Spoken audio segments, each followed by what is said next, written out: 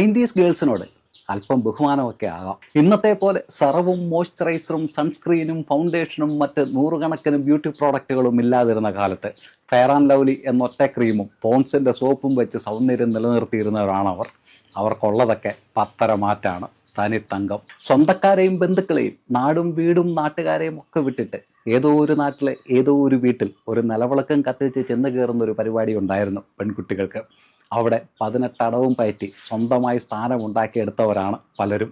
നിങ്ങൾ ഒരടവ് മനസ്സിൽ കാണുമ്പോൾ അവരത് മാനത്ത് കണ്ടിരിക്കും. കാലിന്മേൽ കാല് കയറ്റി വെക്കരുത്, ഗസ്റ്റിനോടൊപ്പം വരുന്ന ഭക്ഷണം കഴിക്കരുത്, ജീൻസ് ഇടരുത്, സ്ലീവ്ലെസ് ഇടരുത്, അന്തിമയങ്ങൽ പിന്നെ വെളിയിലിറങ്ങരുത്, ഇങ്ങനെ നൂറുകണക്കിന് ചങ്ങലകൾക്കിടയിലും ഉറച്ചു നിന്ന് ഇന്നത്തെ ഗേൾസിനുള്ള സ്വാതന്ത്ര്യത്തിൻ്റെ പാത വെട്ടിത്തുറന്നിട്ടത് ഇവരാണ്.